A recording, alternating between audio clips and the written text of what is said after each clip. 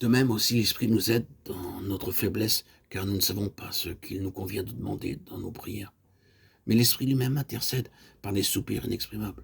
Romains 8, 26. L'œuvre de l'Esprit qui nous aide est la sixième œuvre extérieure du Saint-Esprit. Nous ne savons pas pourquoi prier, mais alors que nous commençons à obéir au Saint-Esprit, il nous rappellera pour qui prier. Nous avons auprès de lui cette assurance que si nous demandons quelque chose selon sa volonté, il nous écoute. 1 Jean 5, 14. Le Saint-Esprit vous rappellera tous les jours pour qui vous devez prier. Il m'a aidé à me souvenir de bien des personnes où qu'elles puissent être et quels que puissent être leurs besoins.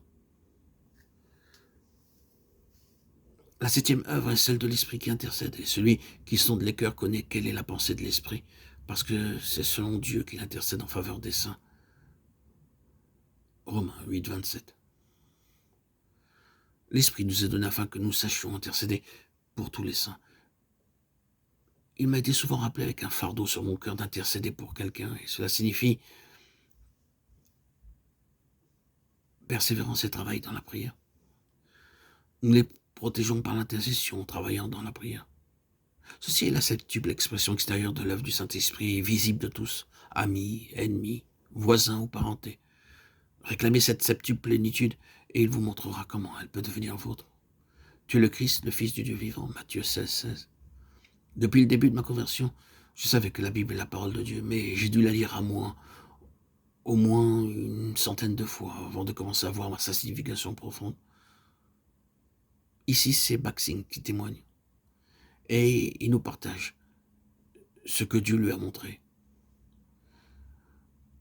Nous lisons dans Luc 1, 34 à 35, Marie dit à l'ange, « Comment cela se fera-t-il puisque je ne connais point d'homme ?» L'ange lui répondit, « Le Saint-Esprit viendra sur toi et la puissance du Très-Haut te couvrira de son ombre. C'est pourquoi le saint enfant qui naîtra de toi sera appelé Fils de Dieu. » Ici, Baxing nous dit que c'est la première grande œuvre du Seigneur Jésus-Christ. Il fut conçu par le Saint-Esprit et non pas par l'activité humaine.